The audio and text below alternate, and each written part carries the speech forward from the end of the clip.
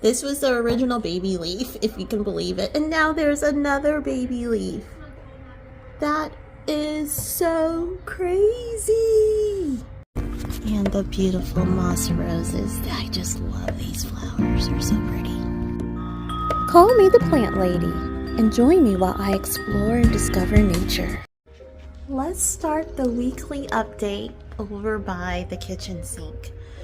This is what started like our idea of getting big plant stands. This area right here, this backyard faces south, this faces southeast. We got the sun coming in the morning. This area, whatever we put here grows.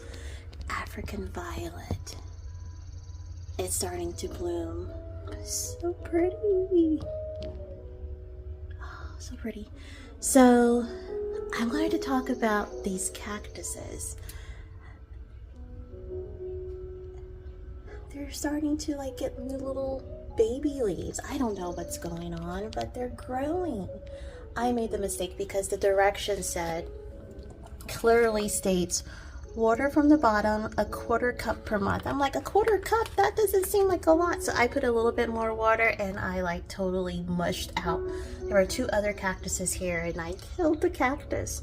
So I followed the directions. It's like, okay, and I'm seeing like new growth. I'm like, all right, cactus knows what it wants. But I wanted to talk about how this is blooming. When I bought it, it had blooms and I put it into this really cute self-watering container. And there's special food for African violets and I started adding it to the water and this is what happened over the course of the last week. You can see like what the blooms kind of start to look like. And then this one opened up overnight. This one here, like the picture, the video isn't doing it justice. The purple is really like, it almost looks like an iridescent hot pink. It's really, really pretty. And it's been thriving in this self-watering container. So this is a Nanouk Plant. And it really loves this self-watering container. Like it's just absolutely beautiful. Put that back. This is a lavender in a box. It's one of these like little gift sets I got from Kohl's. And I have a little lavender plant growing. It's absolutely adorable. Like how cute. Get a good little picture of her. She's so cute. This is one of many orchids that I have.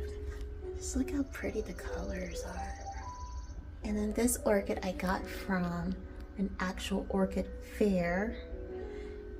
It bloomed in like 4 to 5 weeks and it is so pretty. And when you bring it down, it smells like chocolate raspberries. It's so cool. So cool.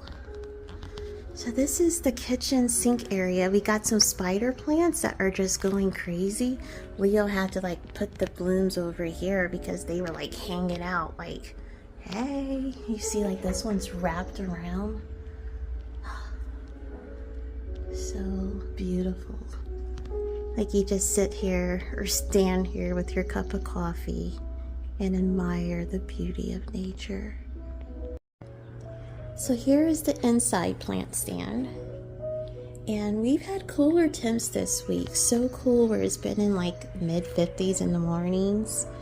And orchids, I've learned, are very temperamental in the sense that to get an orchid to bloom, it requires a 10-degree temperature change. So do you see this little bit here hanging out off this flower spike? Well, I'm calling it a flower spike, but this stem, this was not there a few days ago and it's now there.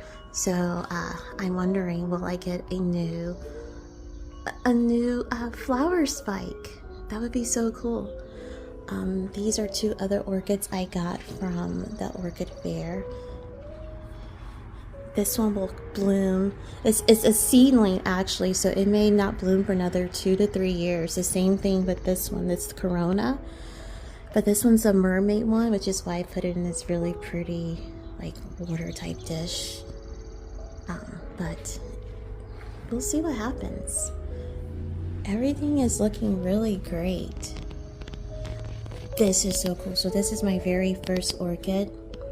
This leaf here was a new baby leaf earlier this year, and now there's another baby leaf growing. This thing is just expanding. So cool. Here's that one item that I repotted last week. I don't think it's doing so well in this. I think it may be getting too much moisture. We'll see how it goes in another week or so. I may not have done my job with that one. Here's another orchid. These all are looking really good.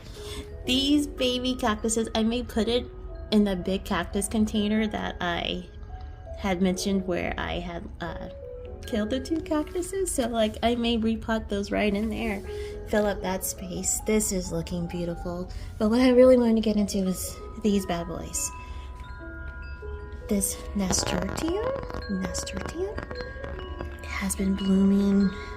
Well, it's not necessarily blooming, sprouting like crazy. Like, so bizarre. I originally had it over there, and you can tell it was just like leaning towards the light.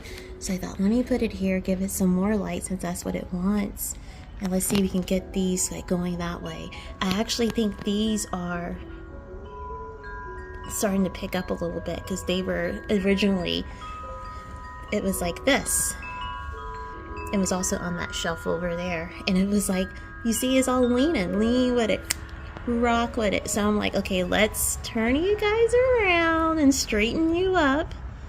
Let's see what happens. And here are the other orchids that I have. The blooms it's reaching the end. So when that happens, like this one here, I had 2 stems of purple orchids.